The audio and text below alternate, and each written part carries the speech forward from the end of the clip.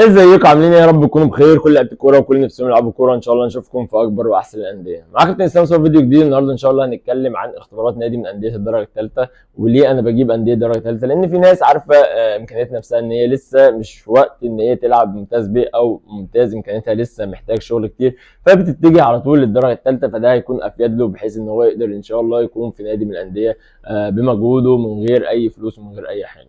هنتكلم عن كل تفاصيل الاختبارات، وهنتكلم عن النادي، وهنتكلم عن كل حاجه. نادي اسمه نادي جينيوس هنتكلم عليه، وهنتكلم عن كل التفاصيل. بس لو انت اول مره تتفرج عليا ولسه ما اشتركتش في القناه، انزل دلوقتي حالا اعمل اشتراك في القناه، ولو مشترك بالفعل ما تنساش تدينا لايك كده، بيدينا طاقه وحافز عشان نصور لكم فيديوهات كتير الفتره الجايه. ما تنساش تعمل لي فولو على الانستجرام. ومن غير رغي كتير يلا بينا نبتدي الفيديو. يلا بينا.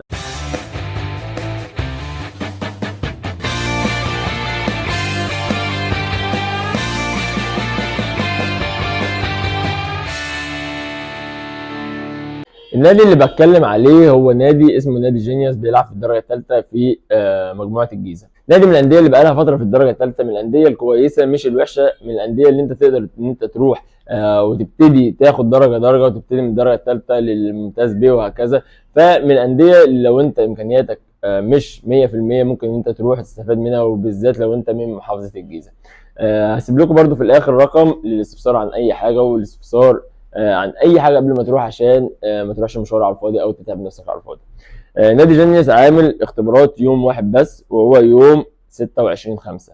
يوم واحد بس وهو يوم 26/5. بس مقسم المواعيد في مواعيد الساعه 9 وفي مواعيد الساعه 12. مواعيد الساعه 9 هيبقى 2000 من 2010 2014 الساعه 9، يعني 2010 2011 2012 2013 2014 الساعه 9 صباحا يوم 26/5. اما من مواليد 2009 و2008 و2007 و2006 و2005 و2004 و2003 الساعه 12 الظهر. مكان النادي عند سلم المنصوريه على المحور، ملعب اسمه ملعب جينيوس. سلم المنصوريه على المحور ملعب جينيوس. لو عايز تسال عن اي حاجه ممكن تكلمهم على الرقم ده وتسال عن اي حاجه انت عايز تسال عليها، وهو 010 936 84 000 010 93 68 4000. نادي من الانديه اللي انت تقدر تبدا بيها مسيرتك من الدرجه الثالثه، ففرصه كويسه ممكن ان انت تستفاد منها وتروح وتشوف وتجرب، وان شاء الله ربنا يكرمك. لو محتاج اي حاجه اكتب لي في الكومنتات تحت، او اعمل لي فولو على الانستجرام وكلمني ان شاء الله ارد عليك على طول. وبكده خلصنا فيديو النهارده. رب يكون استفدتكم. معاك كابتن اسلام مصطفى، استنوني فيديو جديد، والسلام عليكم.